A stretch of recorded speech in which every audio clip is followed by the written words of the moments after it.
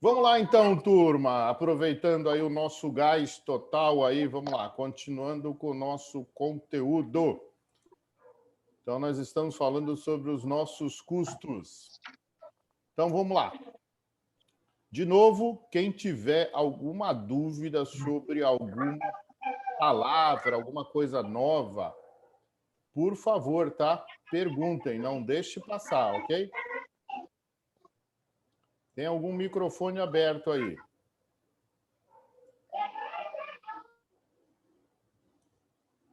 Stephanie, eu acho que é o teu que está aberto, Stephanie. Ah, professor, desculpa, acabei de fechar. Não, sem problemas. Então, vamos lá, turma. Então, os custos têm como finalidade fornecer dados que permitam estabelecer o preço de venda dos produtos, né? Eu acho que ninguém vai trabalhar aí pensando só em ter custo. Continuando, para que eles servem também? Viabilizar a análise dos resultados apresentados pela empresa e de cada um de seus produtos, principalmente quando a gente for um fabricante. Vamos pensar que a gente está falando dos nossos serviços, tá? Que mais?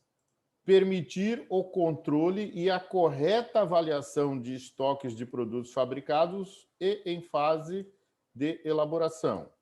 Apoiar o planejamento das atividades de médio e longo prazo. Então, a gente estima qual vai ser o nosso custo a médio e longo prazo. Subsidiar o sistema orçamentário no estabelecimento de metas de faturamento, custo e resultado. É assim que uma empresa deveria trabalhar a longo prazo. Aliás, ontem a gente até comentou na nossa live um dos grandes problemas, né? As empresas que quebraram nessa pandemia ou que tiveram grandes dificuldades na pandemia só vieram constatar e comprovar que elas já estavam em grandes dificuldades. Por quê? Porque elas não tinham esse planejamento de médio e de longo prazo e provavelmente o sistema orçamentário dela não subsidiava o estabelecimento de metas de faturamento, custo e de resultado. Então, isso realmente prejudica as empresas. Continuando ainda, existem muitas formas de classificar os custos, mas basicamente eles são considerados da seguinte forma. Então, daquilo tudo que a gente conversou sobre as possibilidades de custos, nós vamos tentar deixar ele bem simples assim, ó. Quanto à origem do custo, nessa classificação, adota-se como parâmetro para agrupar os custos as ações, os itens ou processos que originaram os custos, como o grande custo, tá, pessoal? O grande custo da maioria das empresas, é lógico, tirando as empresas de tecnologia que não têm grande quantidade de mão de obra direta, né? Mas a grande maioria das empresas é o custo com o trabalho humano, mão de obra com todos os encargos. Então, tudo aquilo que a gente falou dos nossos processos nos nossos terminais, eles existem porque tem pessoas ali dentro. Com exceção do CTMS, que é aquele portainer trabalhando de forma automatizada, todos os outros, né, em alguns lugares do mundo, todos os outros têm pessoas, têm as profissões ali dentro. Então, a gente tem o custo com a mão de obra. E, quando eu falo em mão de obra, eu não posso esquecer dos encargos. Eu tenho também o custo com o capital utilizado. Ah, uma outra dica. Vamos lá, que eu já ia esquecendo. Nós estamos em quanto? Olha, muito bom. 4, 8, 12, 16, 20.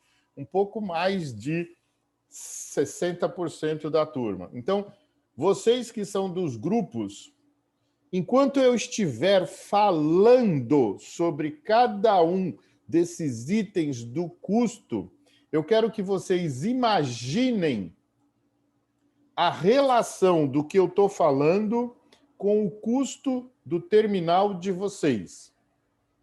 Ok? Então, se eu estiver falando do trabalho humano, eu estou falando sobre a mão de obra. E aquele terminal que vocês escolheram, por exemplo, tem 100 empregados. É claro que eu não vou pedir para vocês detalhar o salário e o encargo de cada empregado. Mas a gente vai trabalhar com um salário médio, mais encargos de cada trabalhador. Então, vamos supor que o meu terminal, aquele terminal marítimo do Guarujá, Termag, né? O meu terminal, aquele que eu escolhi. O meu terminal tenha 150 empregados, ok? Tem 150 empregados. Não importa qual é a função dele. Pode ser do dono da empresa ao rapaz ou a moça que serve o cafezinho, tá? São 150 empregados. E, em média, eu gasto R$ 10.000 com cada um deles. Em média. Estou dando um exemplo, tá? Por favor, não quero dizer, mas um cara ganha 10 e o outro ganha 10. Não, estou falando na média. Então, quanto eu gasto com esses empregados? 150 vezes 10.000. Ok? Então, esse é o meu custo de mão de obra. Professor, está incluído aí os encargos? Tá. Está incluído aí o seguro? Tá. Está incluído aí o plano de saúde? Tá. Ok? Tudo aquilo que tem a ver com a mão de obra. Mas professor, como é que eu vou estimar o custo do Termag? Eu estou dando um exemplo agora. A gente vai pegar e vai fazer um exercício de estimar na quantidade de profissionais do meu terminal a média de salário. Tá? Provavelmente a média de salário aqui em Santos não é tão grande. E aí, quando a gente coloca os encargos, provavelmente uma média de R$ 10.000 por pessoa, entre salários e todos os encargos e benefícios, já vai ser um bom valor. Ok? Então, eu quero que vocês imaginem vão pensando, cada um do seu grupo, para cada custo que eu estiver falando aqui, qual é a correlação do custo do seu terminal. Dúvidas? Entenderam o que eu falei? Mais ou menos, professor. Milene, então vamos lá. O teu terminal, qual é mesmo? BTP. BTP. Tu tem uma ideia de quantos funcionários tem na BTP? Professor, no site, se eu não me engano, tinha, mas eu não me lembro de verdade. Legal. Vamos supor que sejam 200. Ok? Vamos supor que no site...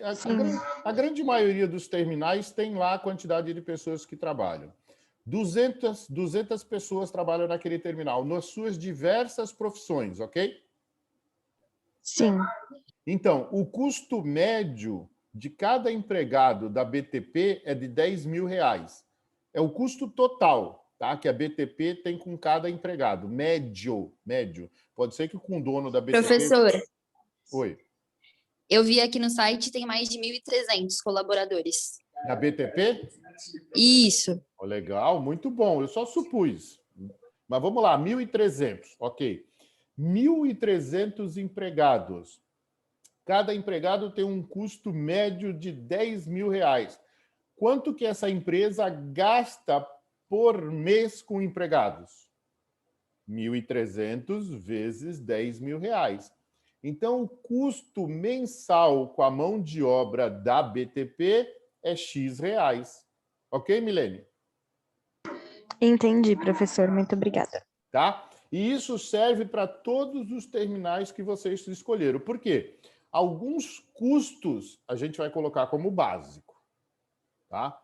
E esses custos têm que aparecer na hora que vocês forem falar dos custos. Então, para cada processo que vocês colocaram o custo de mão de obra, ele vai aparecer de uma forma mais generalista. Funcionários da BTP, 1.300. Custo médio com cada funcionário, 10.000. Custo total com os funcionários da BTP, 1.300 vezes 10.000. Próximo custo que a gente tem, custo com capital utilizado. Isso aqui vai ser muito difícil vocês identificarem.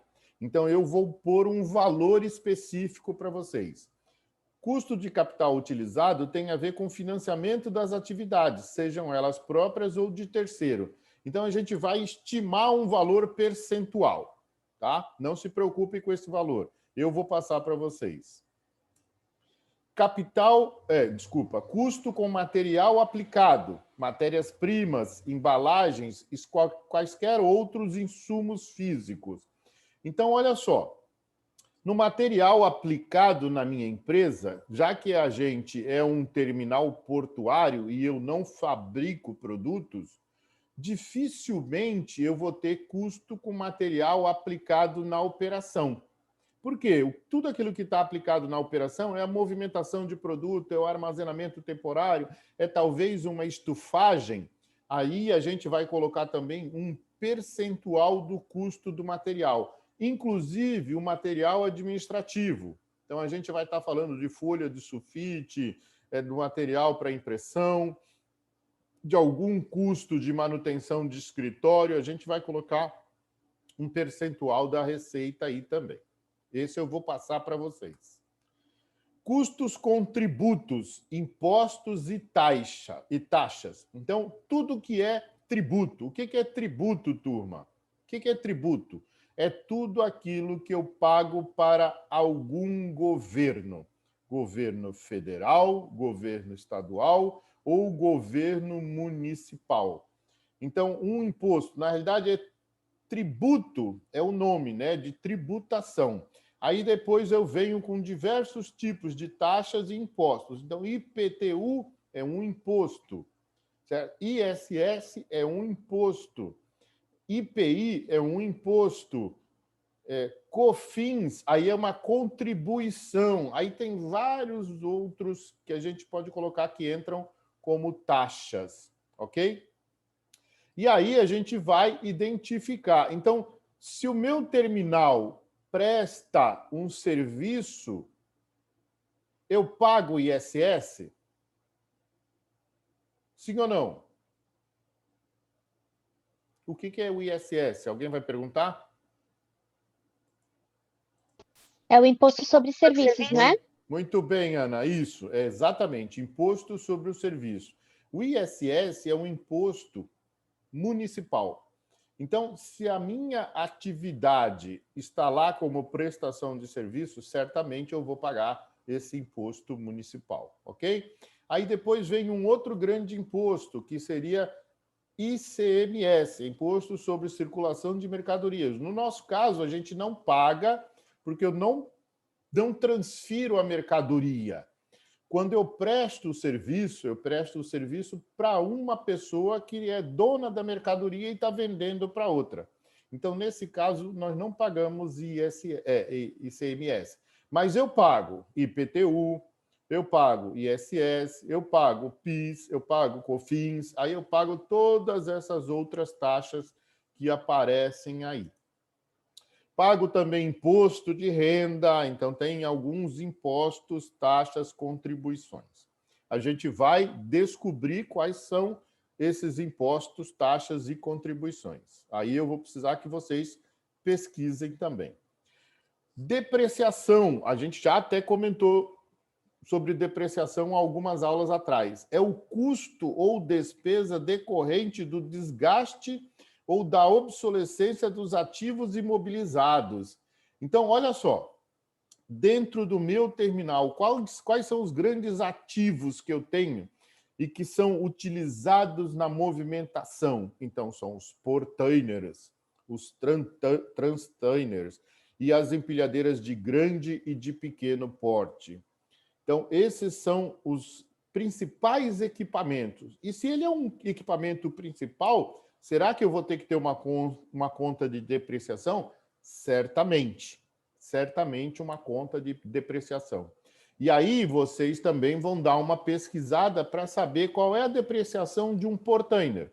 Então, por exemplo, um carro, um veículo comum nosso, né, o veículo do dia a dia, a depreciação dele é 10 anos. Tá? Então, um veículo, se eu sou um motorista de Uber, eu tenho que depreciar meu carro em 10 anos. 10 anos vezes 12 meses vai dar 120 meses.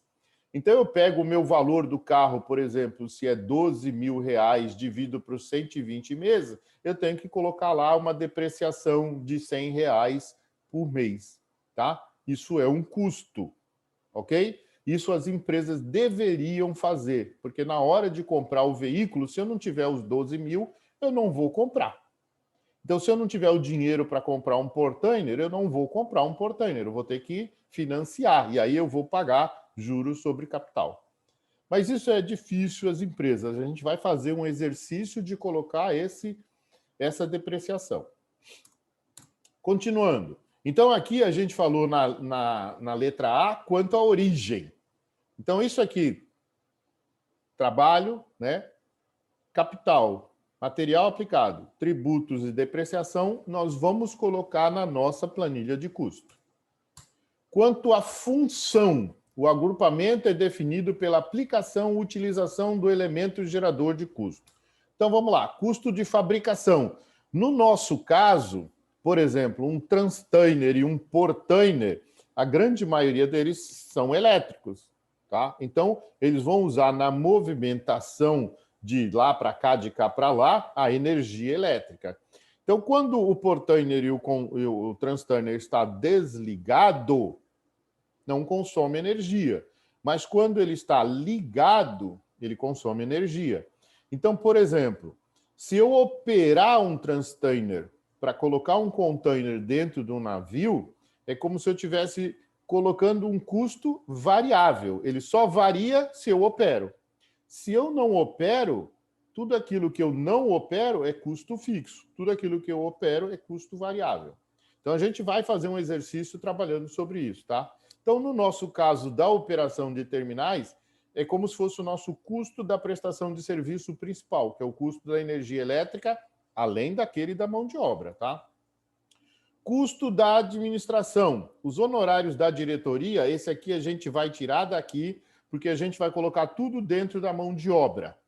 Dos 1.300 funcionários da BTP, a diretoria está lá dentro. Custo de vendas. Nesse caso, nós não vamos ter. Por quê? Nesse caso do desconto da duplicata. Eu entendo que nós não temos comissão de vendas sobre serviços. Tá? Normalmente, o vendedor do serviço de um terminal é aquele cara que negocia com o comprador do serviço. Normalmente, ele é um empregado. Existem comissões sobre venda de produtos, os intermediários, os trades. Então, o comprador do produto paga para o vendedor e o vendedor paga as comissões para quem trouxe o comprador. Nesse caso, nós não somos nem comprador nem vendedor, nós somos um intermediário na movimentação. Então, normalmente, esse custo aqui de vendas, ele não existe. Tá? Mas isso aqui é só para vocês entenderem que ele existe em outras empresas. Custo de expedição, que é a estiva portuária. No nosso caso, existe sim. Então, principalmente, se o terminal é meu, é próprio ou arrendado, ele está dentro do meu custo. Se o meu terminal, por exemplo, o terminal da Lemoa, aqueles Pier 1, 2, 3 e 4, ele é um pier que é da Codesp. E eu tenho lá, às vezes, principalmente a Petrobras, né, tem exclusividade sobre alguns e não tem exclusividade sobre outros. Ela encaixa.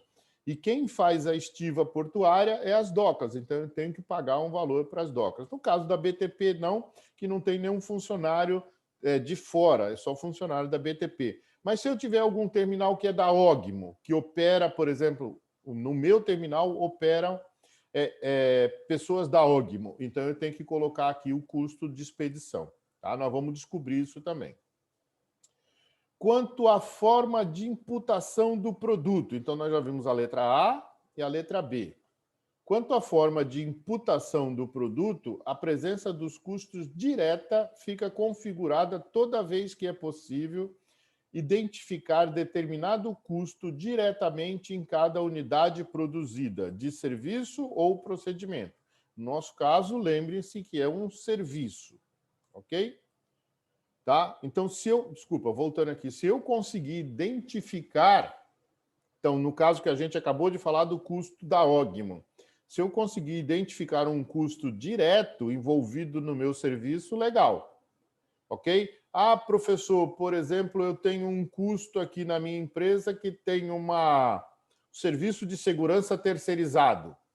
Então, de vez em quando, aquele barco vem fazer uma patrulha, né? Uma patrulha liberada, né? Pela agência marítima, e ele faz um serviço de...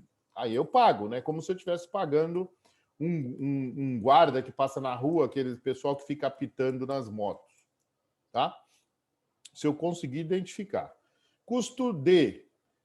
Quanto ao grau de variabilidade. Tudo aquilo que varia é custo variável. Tá? Então, a discussão do que é custo fixo ou variável está centrada no grau de variabilidade dos custos quanto ao nível de ocupação.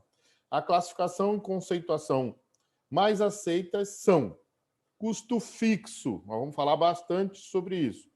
Custo fixo, também chamado de custo da empresa, são aqueles que, pelo seu valor total, não se alteram em função do número de unidades produzidas ou do serviço prestado. Ok? O custo fixo representa o volume total de custo da empresa que deverão ser absorvidos pela venda dos produtos ou serviços. Então, vamos supor, eu sou um motorista de Uber e eu aluguei um Uber para poder gerar receita. Então, se eu aluguei um Uber, eu não comprei, eu aluguei, tá? Eu aluguei um carro para fazer Uber. E eu tenho lá o meu carro e ele está parado, tudo aquilo que eu pago, mesmo ele estando parado, é o chamado custo fixo. O que eu pago? Então, eu pago o aluguel do carro. Vamos dizer que é R$1.000 por mês. Então, se eu rodar ou não rodar, eu vou pagar R$1.000. Então, isso é custo fixo.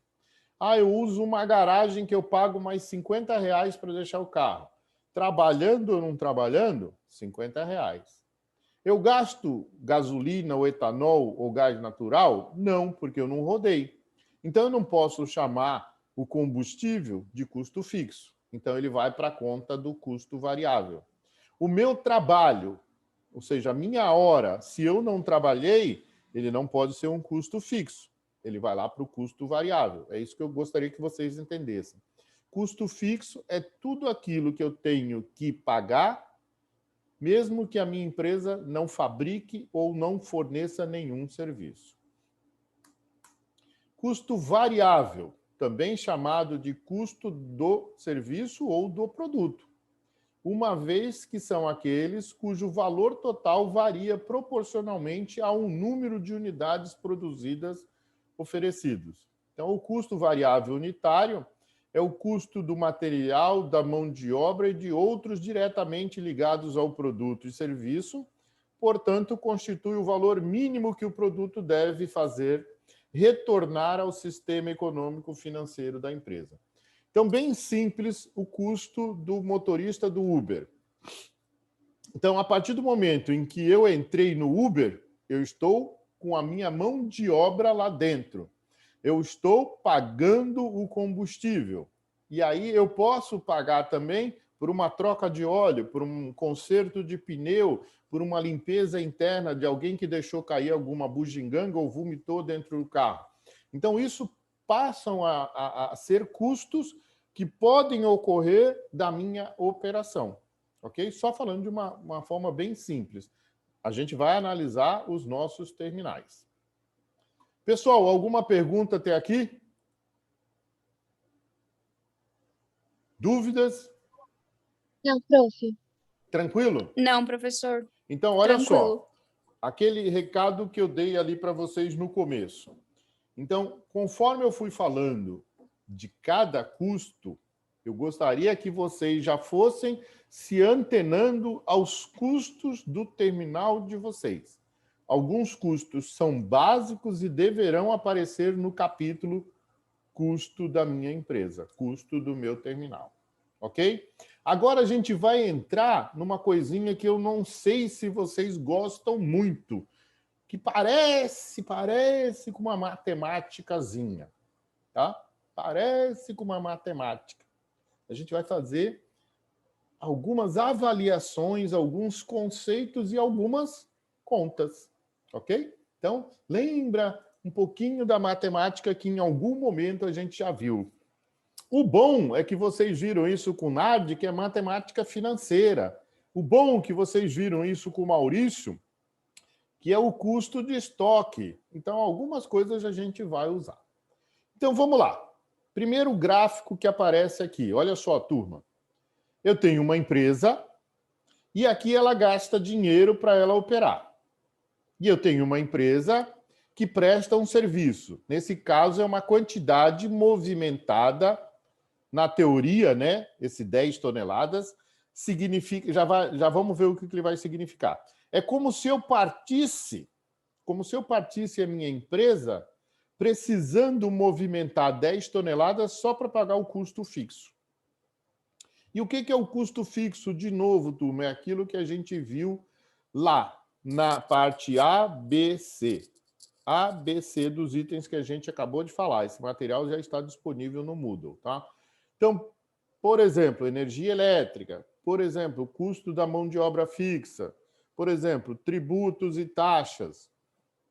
O IPTU, turma, só para vocês terem uma ideia, ele não varia se eu trabalho ou não trabalho.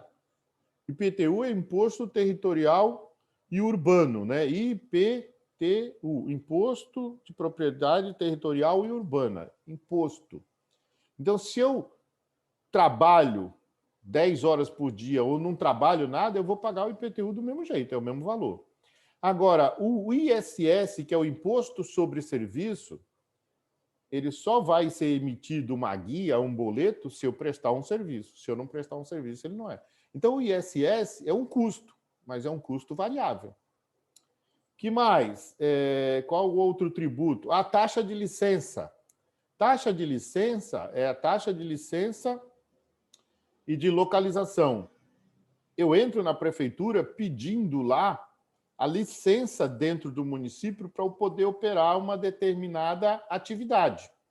E eu pago essa taxa, mensal ou anual, como se fosse um IPTU, é mais uma taxa, que aí eles inventam a todo momento, se puder, né, inventar taxa para a gente pagar, eles vão inventar.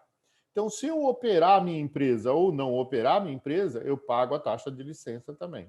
Eu pago uma água a preço mínimo, eu pago minha internet, então está tudo aqui dentro do custo fixo. Aí eu tenho o próximo gráfico, que é o custo variável. Então, por exemplo, a partir do meu custo fixo, turma, ó, custo fixo é tudo aquilo que eu tenho que pagar, independente de operar ou não. Custo variável é tudo aquilo que eu vou pagar a partir do momento em que eu começo a operar. Então, se eu estou com a minha empilhadeira parada, não está movimentando, não está gastando combustível, estou com o meu portainer parado, não está gastando energia elétrica. A partir do momento em que eu começo a movimentar, eu começo a gerar custo. Isso chama-se custo variável. A partir do início da movimentação ou da fabricação. É como se eu tivesse uma pizzaria e estivesse fazendo pizza. Enquanto eu não estou fazendo pizza, eu só tenho custo fixo. Quando eu começo a fazer pizza, eu começo a gastar massa. Começo a gastar recheio.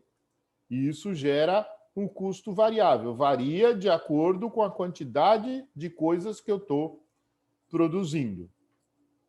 Quando eu junto esses dois, custo fixo com o custo variável, eu formo um gráfico assim. Olha só. Então, eu tenho o gráfico 1, que o zero estava aqui, né? Mas como a minha empresa já está aberta, então eu tenho um monte de custo, que é o custo fixo. A partir do momento em que eu inicio a minha operação, eu começo a jogar os custos variáveis em cima do custo fixo. Não definir aqui, turma, não definir desse zero para esse zero, quanto é isso ainda, tá? Nós vamos definir a partir dessa aula para frente, nós temos de hoje até o dia da ATD2, para vocês colocarem isso no papel, tá? Ah, professor, tem alguma coisa que eu não sei. Tudo aquilo que a gente não sabe, a gente vai estimar em percentual, ok? Tudo aquilo que a gente não sabe, a gente vai estimar em percentual, para que a gente consiga fazer efetivamente as contas. Dúvidas até aqui? Perguntas? Não, professor. Ok, vamos lá. Seguindo. Entendido esse gráfico do custo fixo e custo variável? Tá fácil, né? Sim? Vamos lá, turma, responda. Tá tranquilo até aqui? Tá, né? Sim, prof. Até agora tá tranquilo, né? Tá, agora vamos colocar um pouquinho de cor. Ah, tem só um detalhe aqui, né? Antes da gente falar. Os portos e os terminais portuários, como todas as empresas, possuem custos fixos e variáveis, que devem ser alocados em suas operações. É aquilo que eu acabei de falar, né? A gente está falando de uma empresa de forma geral, mas um terminal portuário é também da mesma forma, né? Então, ele tem um terreno, ele tem pessoas, ele tem impostos, ele tem água, luz, telefone, internet e tudo. Então, ele tem custos fixos e os variáveis, que são aqueles que vão variar em função da minha operação. Cada terminal portuário é tratado individualmente quanto a cada um dos seus custos, com a finalidade de verificar a sua viabilidade econômica. É isso que a gente vai estudar agora. Mesmo que não seja de dentro do terminal, a gente vai ter uma visão de fora de cada um dos terminais que vocês escolheram. Vamos lá. Agora a gente vai falar um pouco das receitas, turma. A gente já falou delas, tá? A gente já falou das receitas. Alguém quer falar alguma coisa aí? Beatriz, alguma coisa aí, Bea? Não. Então vamos lá. A gente já falou dos custos, agora a gente vai falar das receitas. Então, daquilo que vocês falaram, de cada terminal, na aula passada e nessa aula, eu queria que vocês olhassem isso aqui agora e reproduzissem aquilo que está faltando lá no quadro de vocês, daquilo que a gente vai ver agora. Ok? Então, de novo, para completar o trabalho de vocês, vocês vão analisar esse conteúdo que eu estou passando aqui, para que vocês complementem no quadro de receita do terminal de vocês. Então, vamos lá. Operações e receitas usuais de um terminal. Ah, professor, mas esse não tem no meu terminal. Ok, eu tenho certeza que não tem no meu terminal. Beleza, ok. Não discuto com você, porque nós estamos falando de receitas, operações e receitas usuais. Então, por exemplo, um terminal efetua uma ou mais das operações a seguir. Então, qual terminal? Não sei. Tem BTP, tem Deiquimar, tem Termag, né? Tem diversos terminais e a gente tem que dar uma verificada em cada uma das operações. Tudo isso conforme o produto que ele manipule. Ah, ninguém falou aqui do terminal da Eldorado. Ninguém falou aqui da Citrosuco, da Cutrale, do terminal da Petrobras. Então, tudo isso aqui varia conforme o produto que ele manipula. Então, nós temos carga geral, container, carga a granel e, normalmente, uma carga a granel líquida. Então, são as diferenciações que ele tem. Então, na ordem de execução, a partir da chegada da carga ao terminal. Então, tudo aquilo que vocês mostraram, todos os terminais tinham um gate. Desculpa, todos os terminais tinham um gate. Então, vocês já sabem. Entrada do terminal, gate. Então, eu tenho lá, recepção da carga. Então, operações e receitas usuais. Recepção da carga, verificação de sua documentação e integridade, autorização de ingresso no terminal conforme a modalidade. É uma operação? É. Gera receita? Pode ser que sim. Ok? Então, como é que a gente vai contabilizar isso? Pesagem de controle, podendo ser automática, manual ou por estimativa. Verificação... Eita, deixa eu tirar isso daqui. Acabou tirando... Pausou o share, tá, turma? Verificação da mesma. Deixa eu tirar isso daqui que ficou muito feio.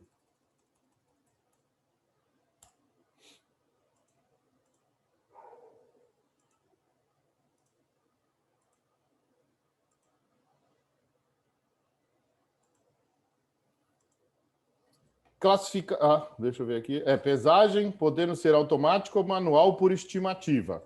Classificação do produto, podendo ser documental ou experimental. Então, pesagem de controle gera custo e gera receita. Vocês mesmos falaram. O que faltou aqui, turma, eu não coloquei o scanner. Então, a verificação por scanner também, que é realizada na portaria, pode me gerar receita. Alguns terminais de vocês comentaram. Classificação do produto, podendo ser documental ou experimental. A gente pode fazer isso, gera custo e gera receita. Quando tiver pré-tratamento físico, químico ou biológico com certificação, se for o caso, podendo ser total, parcial ou por amostragem, ou nulo. Então, se eu tiver que fazer um pré-tratamento físico, químico ou biológico, tá? Físico é temperatura, químico é produto químico mesmo, e biológico é se eu tiver que colocar algum germe, alguma coisa aqui dentro do meu produto. Pode ser que isso aconteça, pode ser, normalmente não tem. Armazenagem, esse é o grande custo, é o grande gerador de receita dos terminais, tá? Um dos grandes geradores de receita, armazenagem, operada automaticamente, mecânica ou manual. A grande diferença que está aqui, turma, é que essa armazenagem, muitas empresas acabam colocando a partir de tantos dias. Ela dá uma agraciada no cliente, dando para ele, por exemplo, 2 dias grátis de armazenagem. Na realidade, não é grátis, né? Está envolvida lá no preço da movimentação. Mas para parecer, é que nem quando a gente olha, né, no Shopee, o Shopee falando que a entrega é grátis. Turma, não existe entrega grátis. De forma alguma, não existe nada grátis. Nada, nada, nada, nada é grátis. Tudo está embutido em alguma coisa. Tá? Tudo está embutido em alguma coisa. Então, não venham com essa de grátis. Então, quando a pessoa fala na minha armazenagem, professor, o meu terminal dá 2 dias de armazenagem grátis. Ele não dá. Ele coloca isso no custo da operação. Conservação para evitar a deterioração ou perdas naturais por negligência criminosa, podendo ser automática ou por verificação. Conservação para evitar deterioração é perda por chuva, estragar, né, contaminação com água, ratos, alguma coisa desse nível. Ou por vigilância, tá? Retirada para embarque automatizada, mecânico ou manual, contrapesagem e controle por estimativa amostragem automática, ou manejo e carregamento manual e mecânico automatizado. Emissão de conhecimento de embarque, a gente falou, muitas empresas falaram, e despacho de veículos para operação de transporte. Essas são as principais... Voltando aqui, deixa eu voltar, mais um. Principais operações dos terminais. E dentro dessas principais operações, que é que eu queria que vocês avaliassem o quadrinho do fluxograma de vocês e complementassem lá, a gente vai falar das principais receitas que existem nessas principais operações. Ok, turma? Como falta menos de 1 minuto aqui,